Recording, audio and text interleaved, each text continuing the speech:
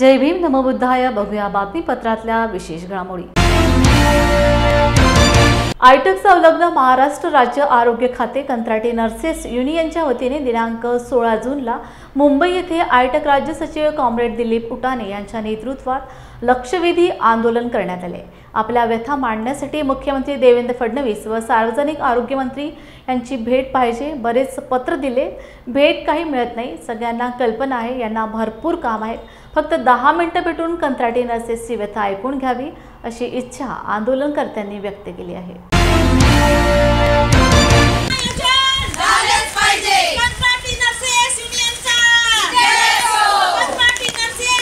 आयटक जिंदाबाद, आयटक जिंदाबाद, आयटक मायबाप सरकार थकीत वेतन त्वरित द्या, मायबाप सरकार थकीत वेतन त्वरित द्या। नमस्कार, मी सेजा रसा रत्नागिरी जिल्ह्यामधून आलेलो आहोत। तसंच रत्नागिरी, नंदुरबार, गडचिरोली, अमरावती, नाशिक अशा अनेक जिल्ह्यातून जवळजवळ 33 जिल्ह्यातून इथे आमच्या कंत्राटी आरोग्य सेविका ANM व GNM अशा आम्ही जमलेलो आहोत। एवढ्या मोठ्या पावसामध्ये आमच्या इथे रत्नागिरीत सगळ्या जिल्ह्यांमध्ये एवढे मोठे महाभयंकर पूर आलेले आहेत, तरी त्या पुराची आमच्या जीवाची पर्वा न करता आम्ही या ठिकाणी आलेलो आहोत। कशासाठी आलेलो आहोत की आमचा GR निघून म्हणजे समायोजनाचा आमचा GR निघाला। 14 मार्च 2022 रोजी आमचा GR निघाला, पण शासनाने 15 महिने झाले तरीसुद्धा त्याची दखल आत्तापर्यंत घेतलेली नाही। ही फार दयनीय अवस्था आहे। एखाद्या मंत्र्यांच्या घरी जर त्यांचे नातेवाईक किंवा स्वतः मंत्री साहेब आजारी पडले किंवा त्यांना BPची गोळी असेल किंवा त्यांना शुगरची गोळी असेल तर एक दिवस तरी ते न टाळता घेतात का त्यांचा BP वाढेल किंवा त्यांचा शुगर वाढेल आणि त्यांच्या शरीरावर परिणाम होईल, त्याच्यामुळे घेतात ते। पण आम्ही लोक एवढा 15 महिने झाले तरी आमचं समायोजन झालेलं नाही आणि GR निघाले। आमच्या न्यायालयाने सुद्धा आम्हाला कोर्टाने आदेश दिलेले आहेत शासनाला, महाराष्ट्र शासनाला, की तुम्ही ह्यांचं समायोजन करा, पण तरीसुद्धा हे सरकार आमच्याकडे दुर्लक्ष करत आहे। कशाची वाट बघताय तुम्ही की आम्ही आंदोलनं करतोय सगळीजण एवढी मिळून। आज आमच्या इथे एवढ्या ANM आहेत, एवढ्या GNM आहेत की त्यांचे एज आता 58 आहे, कोणाचं 57 आहे। कधी त्यांनी नोकरी करायची? त्यांची नातू नात स्वतः आता त्या वयाला आलेली आहेत, मग त्यांनी काय मरायचं? काय करायचं?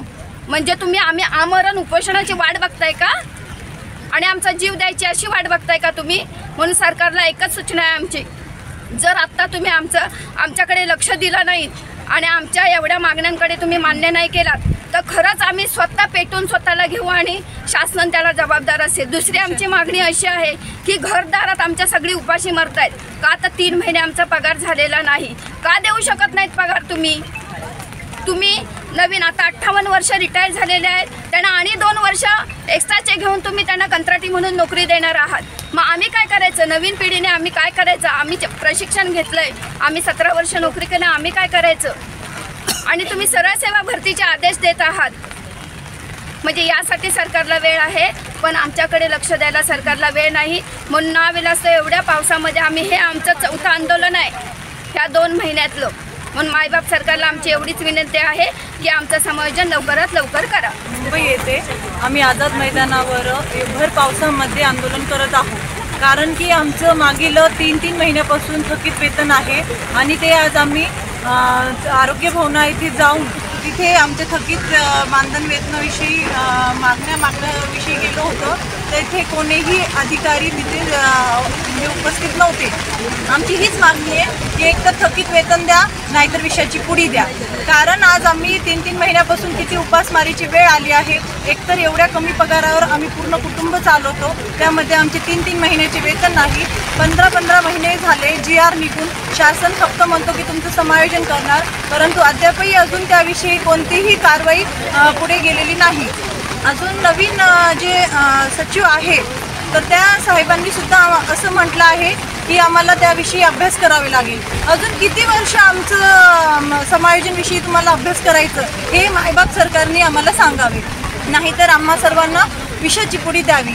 कारण आम्ही 23 जून रोजीपासून अन्नत्याग करून आमरण उपोषण करणार आहोत। पूर्ण महाराष्ट्रभर आम्ही नागपूर येथे संविधान चौकामध्ये आमरण उपोषणासाठी सर्व महिला कंत्राटी नर्सेस तिथे बसून अन्नत्याग करून सरकारला हे दाखवून देणार की तुम्ही समायोजन न केल्यामुळे आज आम्हाला रस्त्यावर येऊन अन्नत्याग करायची वेळ आलेली आहे. महाराष्ट्रातील काही जिल्ह्यातील कंत्राटी नर्सेस मागील 3 महिन्यापासून वेतन न मिळाल्यामुळे त्रस्त झालेल्या आहेत. पहिल्यांदा वेतन का झालं नाही या संदर्भात विचारणा करण्यासाठी म्हणून ह्या सगळ्या नर्सेस राष्ट्रीय आरोग्य अभियानाचे संचालक तथा आयुक्त यांना भेटायला आरोग्यमध्ये गेले होते. त्या ठिकाणी माहीत होताच हे लोक येणार आहेत म्हणून एकही अधिकारी त्या आयुक्त कार्यालयामध्ये उपस्थित नव्हता. त्यामुळे त्याचा निषेध करण्यासाठी आता आझाद मैदानावरती या ठिकाणी आलेलं. महाराष्ट्र सरकारने 14 मार्च 2024 रोजी एक शासन निर्गमित करून उच्च न्यायालय औरंगाबादच्या निर्णयानुसार 10 वर्ष सेवा व त्यापेक्षा अधिक सेवा झालेल्या कर्मचाऱ्यांचा समायोजन करण्यासाठी म्हणून या ठिकाणी प्रामुख्यानं शासन निर्णय घेतलेला आहे. आणि त्यामुळे आज सरकार मात्र 15 महिने होऊन देखील समायोजनाचे आदेश काढत नाही. त्याचा निषेध करण्यासाठी या ठिकाणी भर पावसामध्ये कंत्राटी युनियन आयटकच्या वतीनं या ठिकाणी आम्ही निषेध आंदोलन करतो आहोत आणि सरकारला इशारा देत आहोत की या 15 दिवसात सरकारने जर योग्य निर्णय घेतला नाही तर मंत्रालयापुढे या कंत्राटी नर्सेस बसतील. याची सरकारने लक्षात ठेवलं पाहिजे. खऱ्या अर्थानं महाराष्ट्र सरकारने जो निर्णय घेतला 14 मार्चला ऐतिहासिक निर्णय घेतला त्याबद्दल सरकारचे आभारी व्यक्त करतो.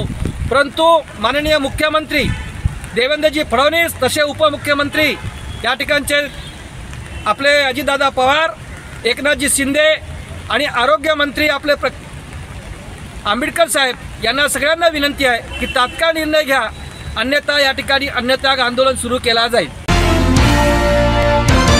सुलतानपूर ग्रामपंचायत ही तालुक्यातील सर्वात मोठी ग्रामपंचायत असून ग्रामपंचायतमध्ये दररोज नागरिकांची कामे पडतात, परंतु ग्रामपंचायत अधिकारी हे कार्यालयामध्ये हजर नसतात व ग्रामपंचायत सदस्यांना विश्वासात न घेता बेकायदेशीरपणे ठराव देणे, ग्रामपंचायत सदस्यांना विश्वासात न घेणे, महिला ग्रामपंचायत सदस्यांना उद्धटपणाची वागणूक देणे, माहिती अधिकार अर्जदाराला माहिती अधिकारामध्ये माहिती न देणे व त्या अर्जदाराला माहिती अधिकाराने काय होते अशी उडवाउडवीची उत्तरे देणे, विकास कामाच्या संदर्भात अनियमितता ठेवून बोगस कामे करणे, सरपंच यांच्यासोबत संगनमत करून भ्रष्टाचार करून अशा विविध कारणांमुळे भ्रष्टाचारी ग्रामपंचायत अधिकाऱ्यांची तात्काळ हकालपट्टी करण्यात यावी, अन्यथा 2 दिवसानंतर ठिय्या आंदोलन करण्याचा इशारा देण्यात आला आहे.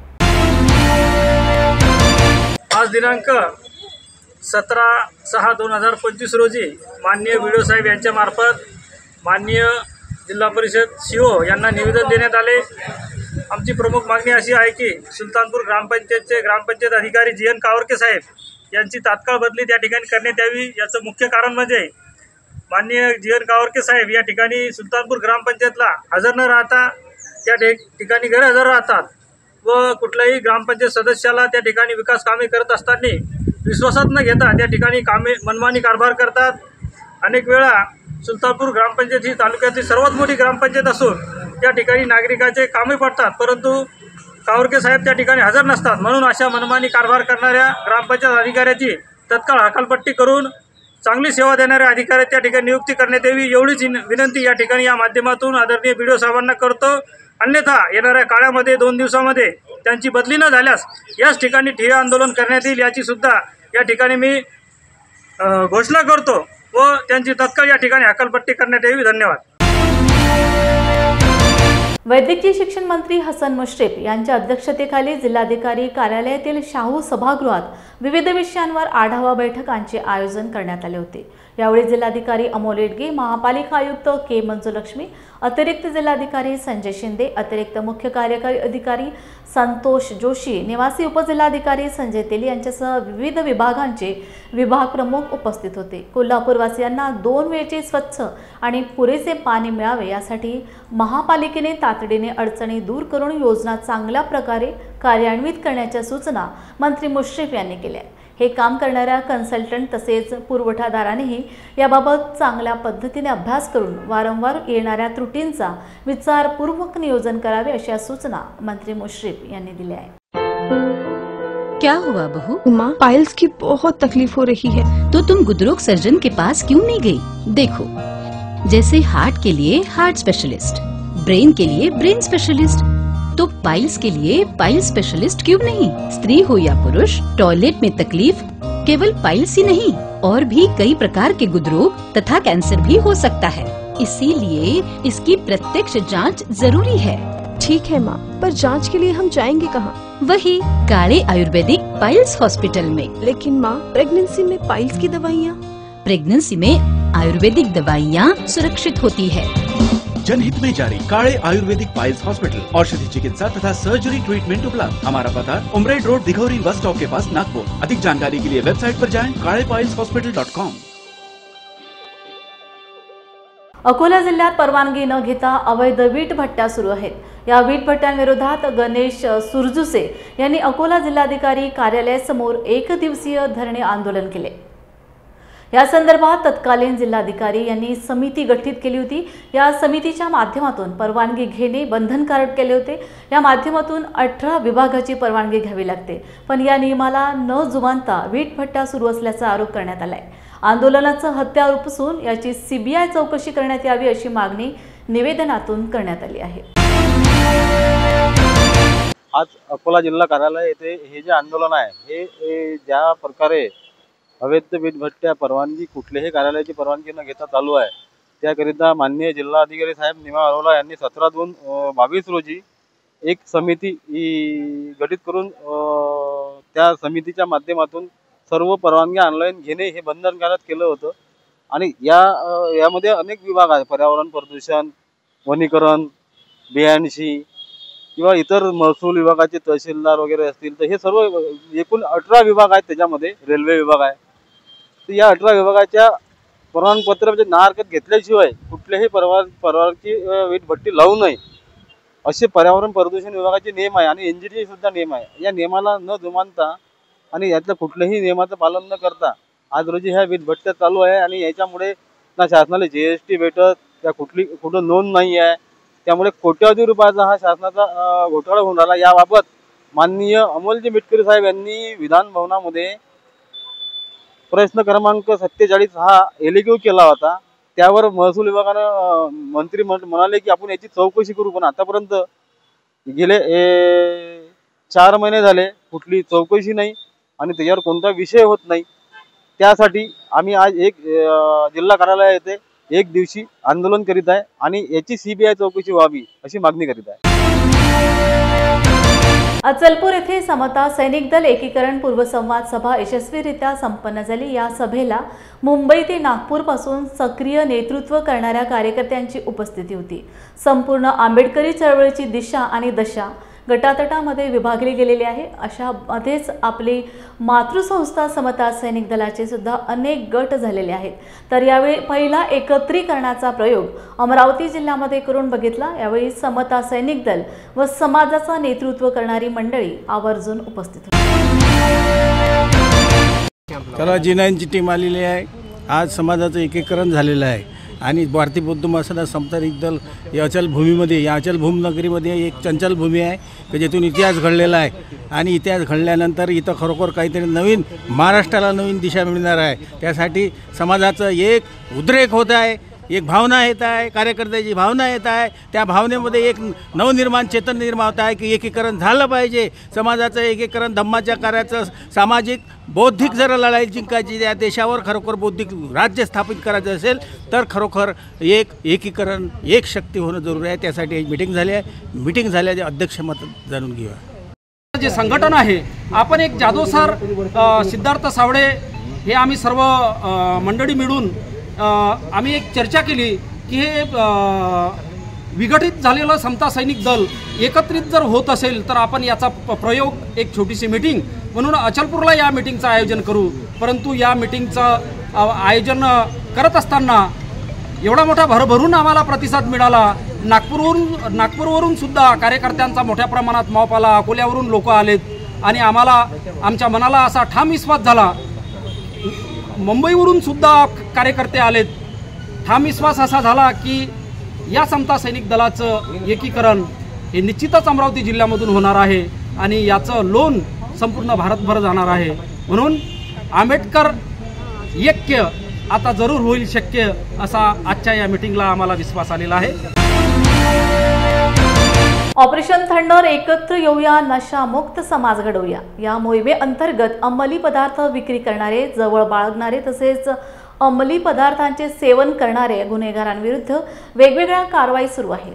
26 जून 2025 हा दिवस जगभरात आंतरराष्ट्रीय अंमली पदार्थ विरोधी दिवस म्हणून साजरा करण्यात येणार असून यावर्षी the evidence is clear, invest in prevention असे घोषवाक्य असणार आहे.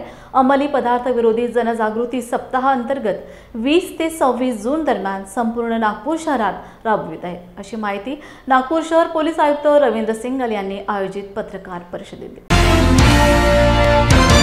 आपण 26 तारीखला एक जागतिक अंमली पदार्थ विरोधी दिवस आहे आणि याची जनजागृती झाली पाहिजे पूर्ण राज्यामध्ये. यासाठी महाराष्ट्र शासनाकडून तसेच आपले ATS कडून एक सर्क्युलर आलेलं आहे आणि त्याच्यात आपल्याला हे जे नार्कोटिक्स आहेत त्याच्या विरुद्ध कारवाई केली पाहिजे आणि त्याच्यात वेगवेगळे जवळपास 7-8 मुद्दे त्यांनी दिलेले आहे. कोटीच्या मालमत्ता आपण जप्त केलेला आहे. हे 1 मार्च 2024 पासून 17 जून 25 पर्यंत हे झालेलं आहे आणि याच्यात जे आपण बघितलं तर एकूण जे केसेस आहे ते 540 दाखल झालेले आहे आणि त्याच्यात जे सेवन करतात त्यांचे तसेच MD, गांजा, डोडा, अफीम, चरस हे सगळे आपण पकडलेले आहे याच्यात आणि याची जी ॲक्च्युअल याची किंमत आहे तो आहे 6.5 कोटीची. हे बघून आपल्याला दिसेल की आपण म्हणजे जरी एक आधी मोठी कारवाई झाली असेल परंतु इतकं जे आपल्याला भेटत होता हे 1 kg आपल्याला MD भेटलेली आहे.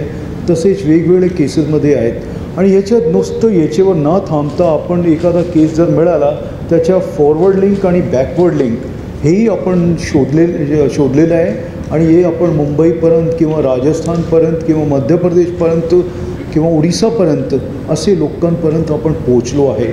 तर हे एक वचक याच्यावर आपला भरपूर आलेलं आहे. सध्या जे आहे अजून आपल्याला याच्यावर काम करायचे आहे आणि त्या अनुषंगाने आपण 20 ते 26 तारीखपर्यंत जूनमध्ये एक मोठी ऑपरेशन थंडर जे आपला सुरू आहे त्या अनुषंगाने आपली एक कारवाई आपण घेत आहोत.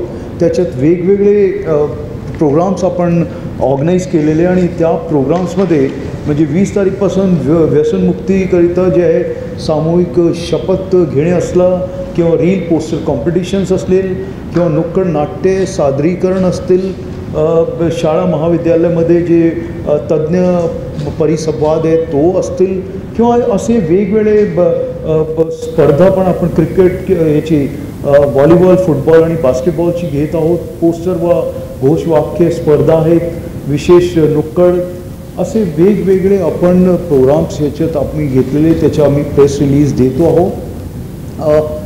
तुमच्या सगळ्यांचं आम्हाला सहकार्य हवे आहे कारण आपण हे एक जे काम करतो हे लोकांपर्यंत पोहोचणे गरजेचे आहे.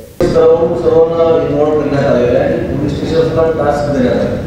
पोलीस स्टेशनच्या स्तरावर रॅली, त्यांचे अवेअरनेस कार्यक्रम शाळा कॉलेजमध्ये भेटी आणि टार्गेट एरिया आहे विशेष क्लब्स असतील किंवा शाळा असतील आणि कॉलेजेस असतील पोलीस स्टेशन लेवलवरून मोठ्या प्रमाणात कारवाई होणे अपेक्षित आहे. ते त्यांना भाग घेण्यासाठी याच्यात आपण सरांनी सूचना दिलेल्या आहेत आणि सोबतच क्रीडा स्पर्धा किंवा जे इतर वेगवेगळ्या ठिकाणी भेटी आहे वेगवेगळ्या ठिकाणी आणि लोकांचा अवेअरनेस प्रोग्राम वाढवणे आणि लोकांमध्ये जनजागृती करणे याच्यामध्ये सर्वच स्तरातील लोकांना घेणे म्हणजे विविध धर्मगुरू असतील, विविध भागातले प्रतिष्ठित नागरिक असतील, त्या एरियातले कुणी लोकप्रतिनिधी आहेत त्यांना घेणे सर्व स्तरातल्या लोकांना सोबत घेऊन कारवाई केल्यास जास्तीत जास्त लोकांपर्यंत माहिती जाईल असं याचा उद्देश आहे.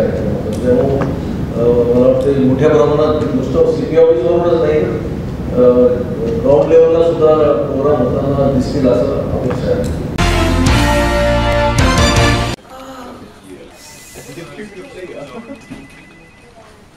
बॉस ने मीटिंग बुलाई. क्या यार, आदमी की तकलीफ को तो समझो. बाहर बाहर उठो बैठो.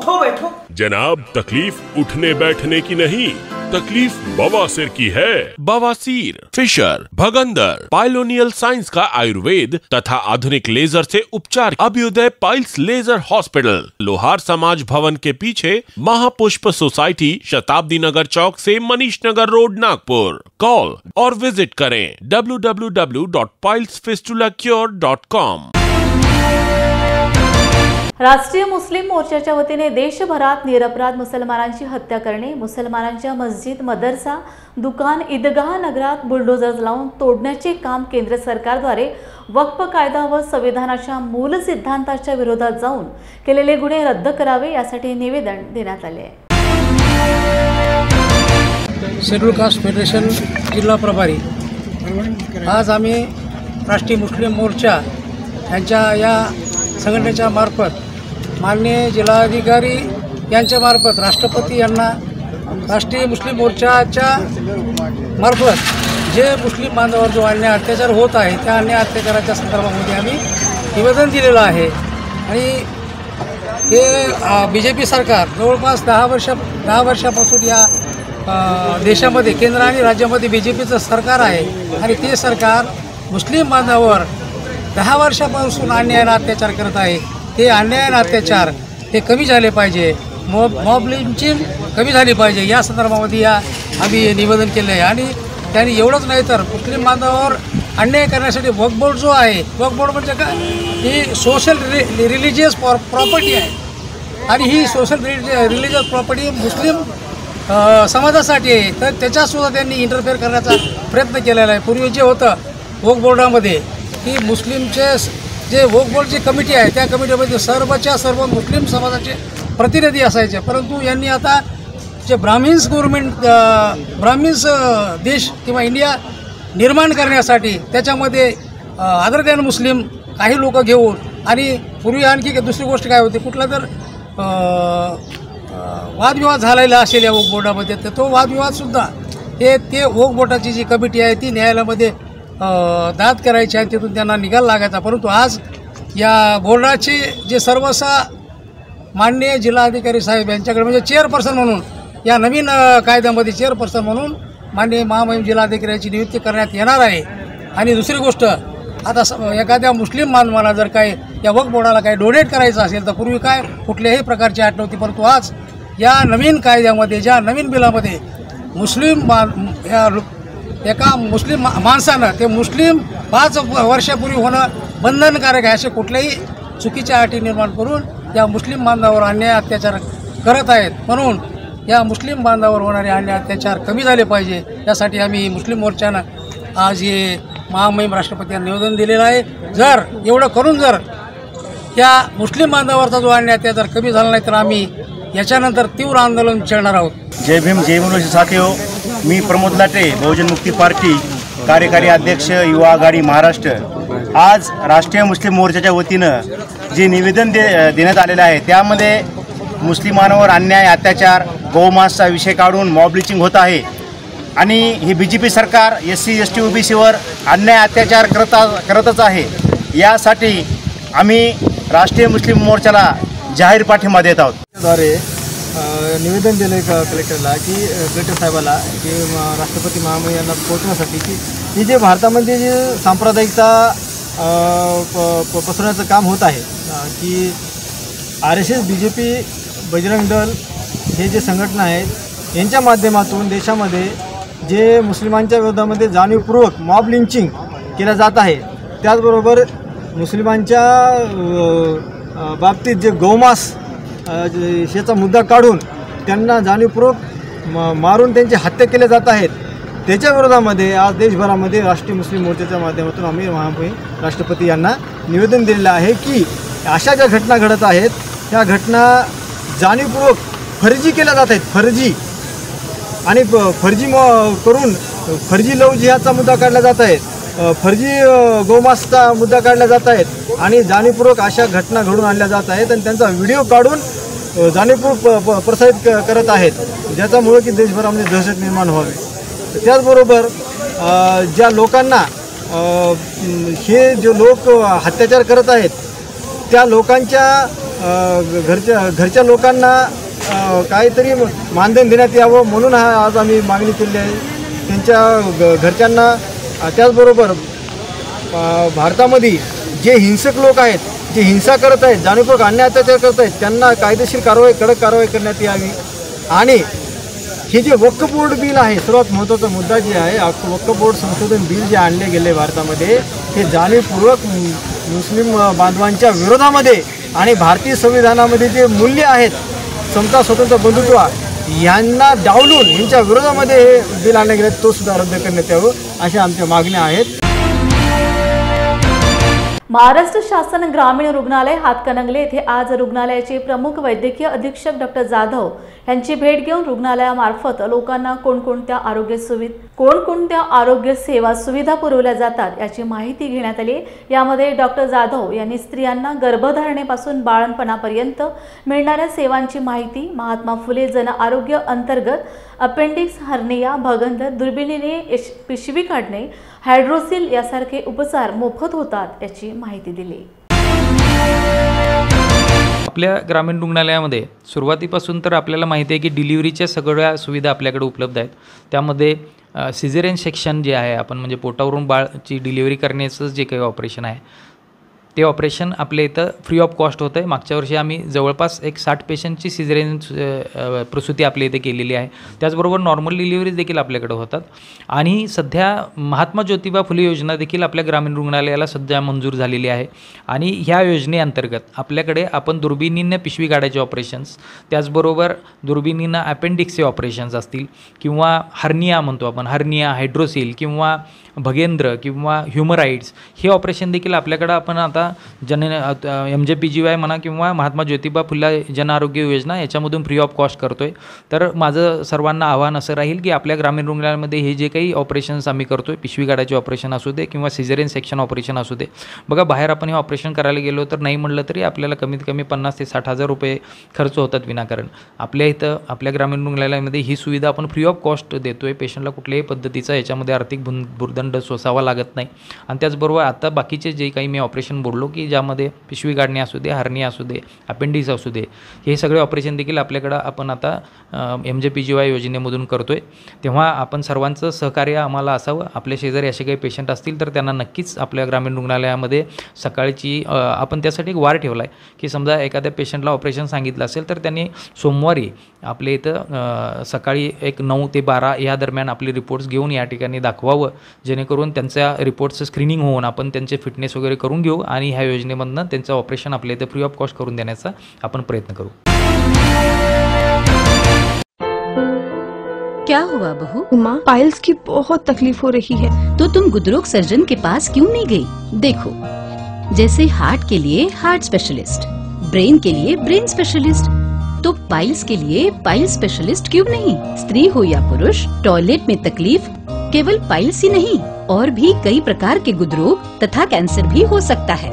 इसीलिए इसकी प्रत्यक्ष जांच जरूरी है। ठीक है माँ, पर जांच के लिए हम जाएंगे कहाँ? वही काले आयुर्वेदिक पाइल्स हॉस्पिटल में। लेकिन माँ, प्रेगनेंसी में पाइल्स की दवाइयाँ? प्रेगनेंसी में आयुर्वेदिक दवाइयाँ सुरक्षित होती है। जनहित में जारी काले आयुर्वेदिक पाइल्स हॉस्पिटल, औषधि चिकित्सा तथा सर्जरी ट्रीटमेंट उपलब्ध। हमारा पता उमरेड रोड, दिघौरी बस स्टॉप के पास, नागपुर। अधिक जानकारी के लिए वेबसाइट पर जाएं kalepailshospital.com। हिंदी भाषा सक्तीवरूनचा वाद आता चिघळलाय। आता मनसे याला विरोध करते, पण राष्ट्रवादी काँग्रेसचे आमदार अमोल मिटकरी यांनी शासन निर्णय दाखवत विरोधासाठी कोणी विरोध करू नये असा सल्ला दिलाय।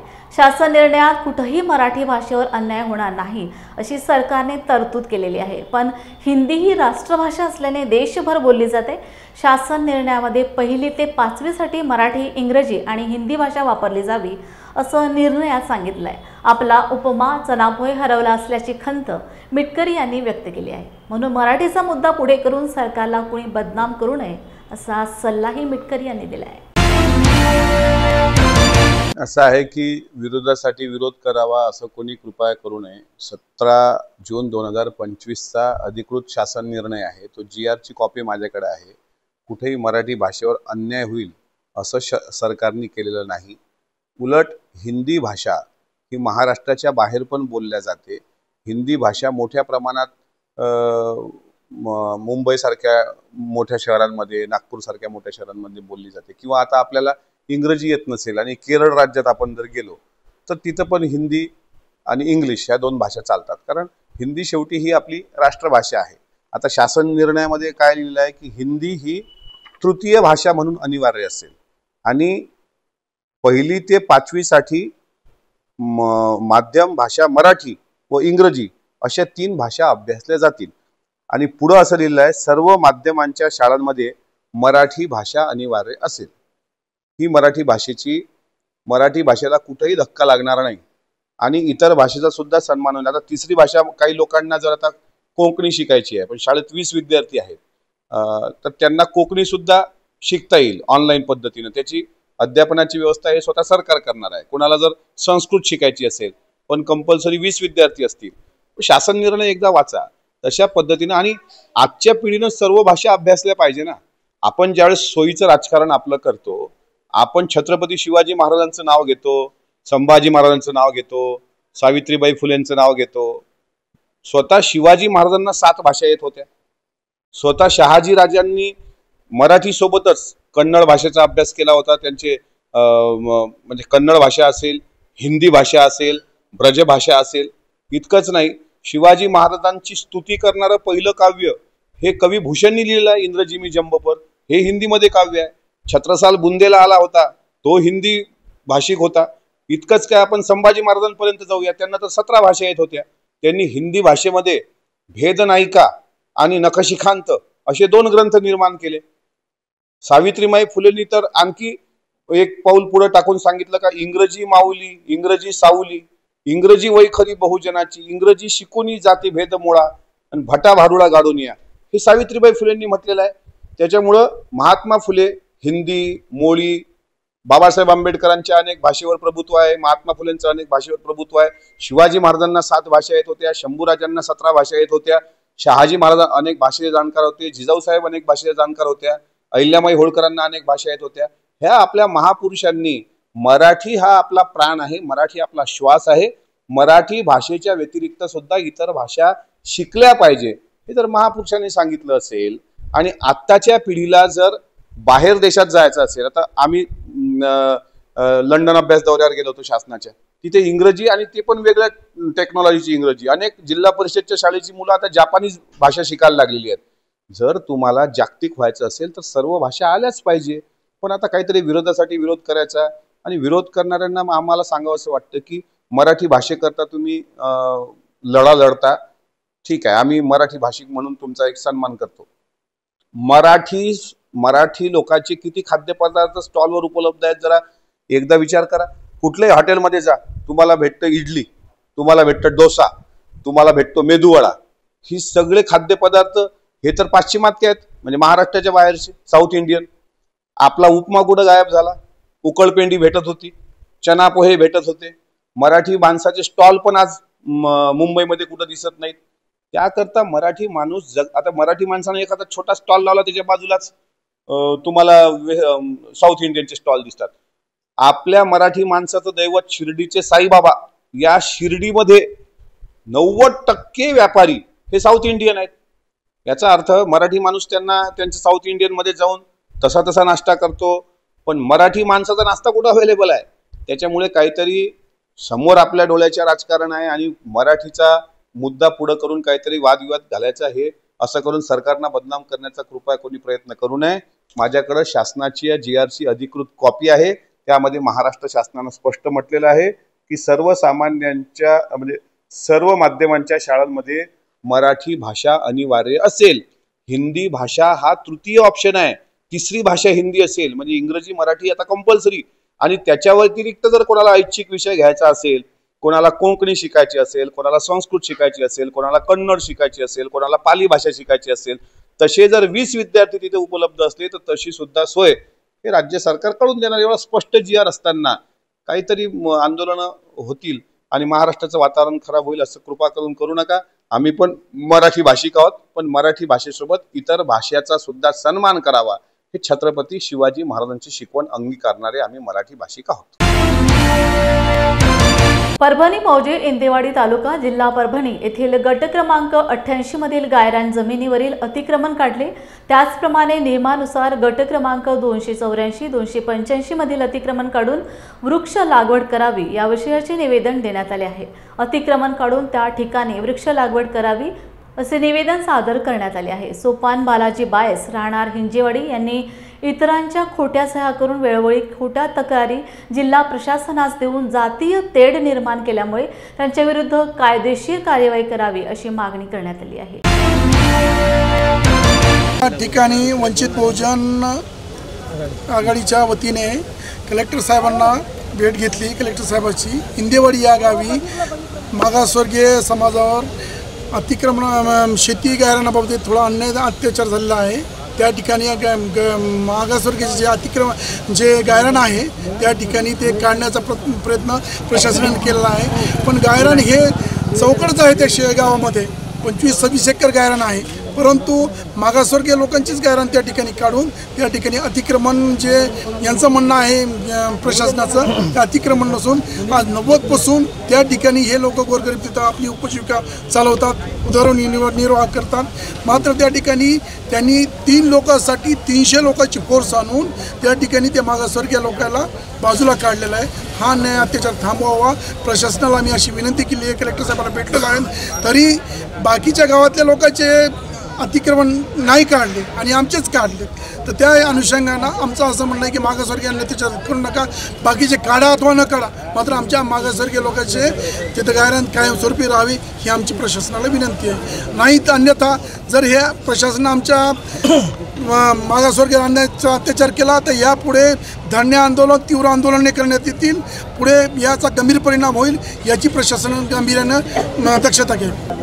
आज दिनांक 16/6/2025 रोजी वंचित बहुजन आघाडीच्या वतीने इंदेवाडी या ठिकाणी झालेला मागासवर्गीयांवर अत्याचार, जी गायरान जमीन वाहून त्याचा उदरनिर्वाह करतात त्या जागेवर काही गावातल्या जातीवादी लोकांनी यांच्यावर दबाव टाकून आणि 300-400 पोलिसाचा फौजफाटा मागून त्याच्यावर दबाव टाकून त्यांना ती जमीन कशी त्याच्या ताब्यातून काढून घेतली याचा त्यांनी प्रयत्न केलेला आहे. पण हे सरासर चुकीचं आहे. तिथं सरपंच आहे, तलाठी आहे, ग्रामसेवक आहे, यांना कुठल्याही बाकी जमिनी दिसत नाहीत का? फक्त ज्या मागासवर्गीय आहेत, जे गोरगरीब लोक आहेत यांच्या जमिनी इस्पाटेचा यायला अधिकार दिला कोण? मी प्रशासनाला एवढीच विनंती करतो जिल्हाधिकारी साहेबांना की जे आज गायरानं उदरनिर्वाह ज्याच्यावर करतात ते त्यांच्या त्याला जमिनी कायम राहावं एवढीच अपेक्षा. नाही तर वंचित बहुजन आघाडीच्या वतीनं एक मोठं धरणे आंदोलन करेल. मौजे इंदेवाडी येथे गट क्रमांक 88 येथील 7 ते 8 एकर गायरान लोकांनी धरलेलं होतं. त्या गायरानावर सरपंच आणि ग्रामसेवक यांनी संगनमत करून तहसीलदार साहेबांना हाताशी धरून सदरील गायरांवरलं अतिक्रमण काढलेलं आहे. सदरील गावामध्ये 285-284 गट क्रमांक याच्यावर जवळपास 8-9 एकर अतिक्रमण केलेलं आहे. गावकऱ्यांचं म्हणणं आहे की आमची जमीन आम्हाला कसायला द्या, जेणेकरून गावातले जे गोरगरीब मागासवर्गीय लोक आहेत यांचा उदरनिर्वाह हा या जमिनीवर अवलंबून आहे. आज जर तहसीलदार साहेबांनी यांचे गायरान काढून टाकलेले अतिक्रमण केलेलं जे काढले, आता यांना पेरण्या वगैरे करायची दिवस आहेत, तर सदरील जर यांना जमीन वापस दिली तर या लोकांच्या पोटापाण्याचा प्रश्न सुटू शकतो. माननीय तहसीलदार साहेब आणि माननीय कलेक्टर साहेब यांना आम्ही वंचित बहुजन आघाडीच्या वतीने निवेदन दिलेलं आहे. सदरील अतिक्रमण जे तहसीलदार साहेबांनी काढलेलं आहे तर ते पूर्ववत त्यांच्या ताब्यात देण्यात यावं, अन्यथा वंचित बहुजन आघाडीच्या वतीने याच्यावर तीव्र आंदोलन करण्यात येईल. गावामधील जे सरपंच आणि ग्रामसेवक हे दोघंजण भाऊ आहेत, भाऊकीतले चुलत भाऊ आहेत, यांनी संगनमत करून जे अतिक्रमण काढलेलं आहे तर तात्काळ ते अतिक्रमण न काढता पूर्ववत त्या जमीनदारांना जे जमीन कसत आहेत त्यांच्या ताब्यात द्यावं अशी आमची मागणी आहे. आणि आणि स्मशानभूमीचा सुद्धा प्रश्न आहे, तो सुद्धा माननीय कलेक्टर साहेबांनी तो सोडवा अशी आम्ही त्यांना विनंती करतो।